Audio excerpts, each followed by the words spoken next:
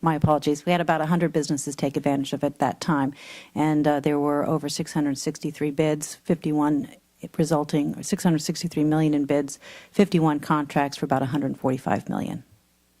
So the 100 businesses represented, that's what percentage of the total amount of businesses that were there? We had about 1,000 businesses annually participating in the program, so you had 100, so about 10%. Okay. And did the SBA see any higher or lower default rates of those contracts, or did the rate stay level? We only had one default of those higher contracts, so it was actually a little bit less than our regular rate. That's very good news.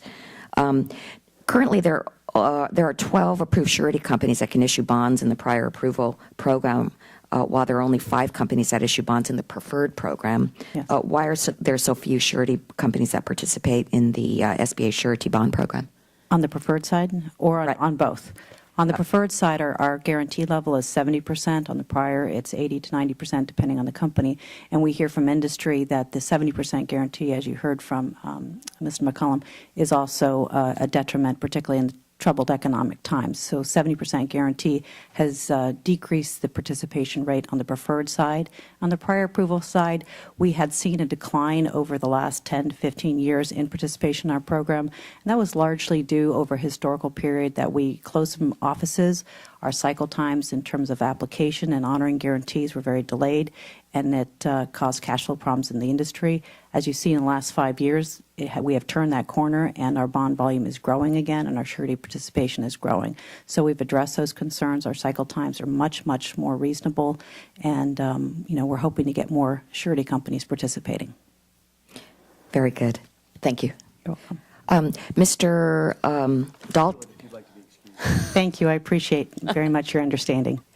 Mr. Dalton, I was surprised to see that you don't bundle contracts over the last, and haven't done so in the last 2 years. Did you bundle before that time? Excuse me, I'm not aware of us bundling contracts even before those last 2 years. I had a chance to go back and just verify and check for the last 2 years, and that was something I could definitely state in my written statement.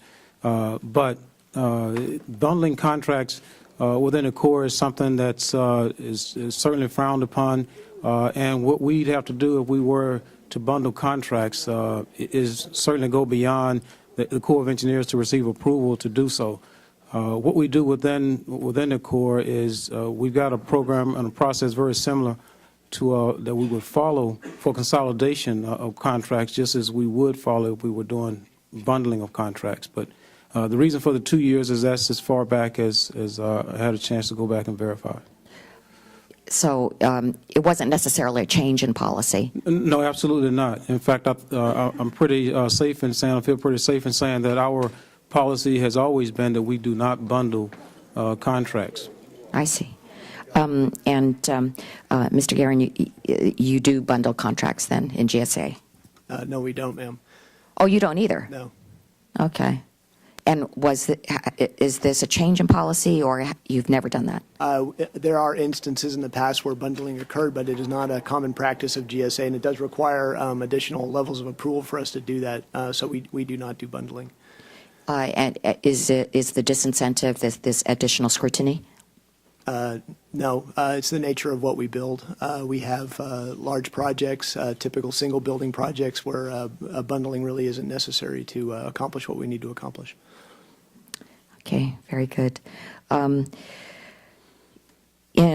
Construction contracts can oftentimes be out of the reach of small businesses because of the large capacity needed to complete the project. And Mr. Guerin, in your testimony, you gave an example of PBS breaking up a construction project into 3 smaller projects that could be performed by small businesses. Why aren't agencies using this type of acquisition strategy more often so that small businesses can compete on more solicitations? I don't know, ma'am. I don't know that they aren't doing that. It's just an example that we had that's very timely in terms of the discussion today. But we do that fairly frequently where we have opportunities to break a project up. There are needs to go for a larger single contract where we're doing a large building. It's very disruptive to the building. It's disruptive potentially to the tenants in the building. So we want to get in and out of that building as quickly as possible. So we try to go with a general contractor who marshals the forces, makes sure that all the issues and possible challenges that come up are addressed. But where we have an opportunity, we do break the projects down, so we have opportunities to get small businesses into our contracts. And Mr. Dalton, do you have any similar experience with breaking up such kind of contracts? Absolutely, we do. As a matter of fact, it was mentioned by or recommended by the previous panel that if you have a MATOC contract, that we should look for similar opportunities for small business opportunities the same way we would create an unrestricted MATOC. So we absolutely do the same thing we just talked about, which is that what we do is we work with small business community, certainly work with the SBA as well as with the surety companies and contractors to determine what is doable by the small business community. And so over the past several years, what we've done is when we created those unrestricted MATOCs, we also created small business MATOCs. For instance, I can remember down at, I think it was in our southwestern area, mostly at probably Fort Worth area. That's where it started from, is that we had worked with the surety companies to determine what amount we could put out for small business MATOCs. So for set-asides, I think we had a limit of $20 million, and then we looked at for 8A set-asides of $15 million. And also down to the service-disabled vets, I think that was about $8 million. And so when we set up these MATOCs, we include in those MATOCs those projects that small business can actually compete on. And we also look at the different subcategories within small business so that we're not just creating one size fits all. And when we put together our acquisition plans for those large procurements over the last several years, it's always keeping in mind what small business can actually execute so that we don't go too far on one side than the other.